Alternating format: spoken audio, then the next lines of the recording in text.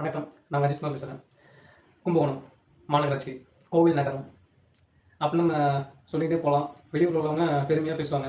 பெருமையாக பேசுகிற அளவுக்கு தான் ஊர் இருக்குதுன்னு நான் குறை சொல்ல வரல. ஆனால் பார்த்தீங்கன்னா, எந்த ஊர்லேருந்து நம்ம அந்த கோயில் நகரத்துக்கு வரணும்னாலும் முதல்ல நெடுஞ்சாலை ஒழுங்காக இருக்கணும். ஆனால் அங்கே இல்லை. எப்படி இங்கே இல்லை.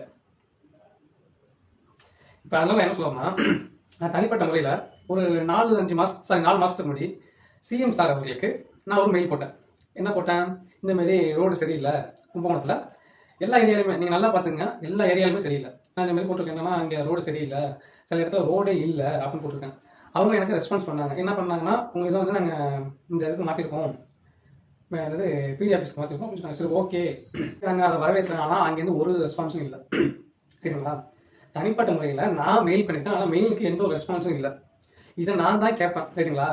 வேறு யாரும் கேட்க மாட்டாங்க. ஏன்னா இங்கே வந்து நம்ம மாநகராட்சியில் இங்கே போய் அங்கே போய் நம்ம கொடுக்குறது வேஸ்ட் அப்படின்னு நான் தெரிஞ்சுக்கிட்டேன். ஏன்னா இங்கே மனு தான் வாங்குவாங்க. ஏன்னா நம்ம பேப்பரில் எழுதி கொடுத்தோம்னு வச்சுங்களேன், என்ன பண்ணுவாங்க, மனு மிஸ் ஆயிடுச்சு, அது மிஸ் ஆயிடுச்சு, இது மிஸ் ஆயிடுச்சு சொல்லுவாங்க. அதன் அடிப்படையில் என்னோட மெயிலில் நான் மெயில் பண்ணேன். என்னன்னா, இந்த மாதிரி ரோடு சரியில்லை அப்படின்ட்டு நான் பண்ணேன். ஃபோட்டோ தகுந்த ஆதாரத்தோடு நான் பகிர்ந்தேன். ஆனால் இன்ன வரைக்கும் எந்த ஒரு நடவடிக்கையும் எடுக்கல.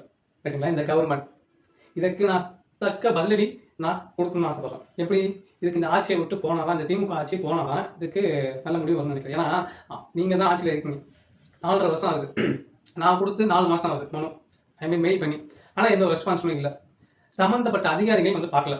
எனக்கு தனிப்பட்ட முறையில் நான் மெயில் பண்ண எனக்கு ஒரு இது பண்ணணும், என்ன இந்த மாதிரி பார்த்துருக்காங்க பார்க்கல அப்படின்ட்டு. ஆனால் எந்த ஒரு இதுவும் இல்லை.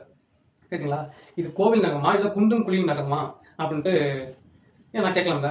ஏன் நான் இந்த ஊருக்கு இருந்தேன்னா எனக்கு கேட்க இந்த உரிமை இருக்குல்ல. கேட்டுங்களா? அதாவது நீங்கள் நல்லா பண்ணுவீங்க, சிஎம்க்கு மெயில் போட்டால் சரி எல்லாம் ஒர்க் அவுட் ஆகும், ஐ மீன் நடக்கும் அப்படிங்கிறதுனால தான் சிஎம்க்கு மெயில் போடுறது. அது நீங்கள் பேப்பரில் கொடுத்தா நீங்கள் வந்து எப்படியும் இது பண்ணிடுவீங்க. அதனால தான் மெயில் பண்ணிடுறது. மெயில் பண்ணிட்டு வச்சுங்களா ஆதாரத்தோட இருக்கும். கேட்டுங்களா? அந்த அப்படிங்கிறனால அந்த கம்ப்ளைண்ட் நம்பர் என்கிட்ட இருக்குது, அதையும் நான் பகிர்வேன். கேட்கும். ஓகே. ஒவ்வொரு ஏரியாங்க கும்பகோணத்தில் பல ஏரியாக்கள்லாம் ரோடே இல்லாமல் இருக்குது. மழை நேரத்தில் பார்த்தீங்கன்னா, அப்படியே மழை நேரத்தில் பார்த்தீங்கன்னா குண்டு முடியும் தான். சரிங்களா? சேரும் சகதியமாக இருக்குது. சரி, மழை நேரம் தானே பார்ப்பீங்க. சரி, மழை தான் முடிஞ்சிச்சேப்பா, சரி அந்த ரோடு போடலாம்னா அதே ரோடு போட மாட்டீங்க. உங்களோட அஜெண்டா என்ன? எலெக்ஷன் நேரத்தில் செய்யணுமோ செய்வீங்க, அடுத்து நான் ஆட்சி கொடுன்னு சொல்றீங்க. இது எவ்வளோ பெரிய கேவலமா இல்லை? இல்லை, முற்றிலும் கேவலமான செயல்.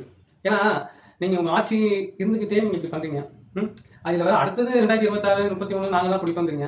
நீங்கள் மக்களுக்கு நல்லது செஞ்சீங்கன்னா யாரும் புதுசாக கட்சி ஆரம்பிக்க மாட்டாங்க, யாரும் எதிர்த்து பேச மாட்டாங்க.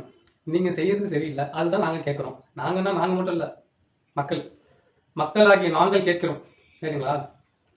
இப்போ எதுவும் உங்களுக்கு அறிவு இருக்குதான்னு தெரியல, இருந்தால் நீங்கள் இதை கேட்பீங்கன்னு நினைக்கிறேன். சரி, பார்ப்போம்.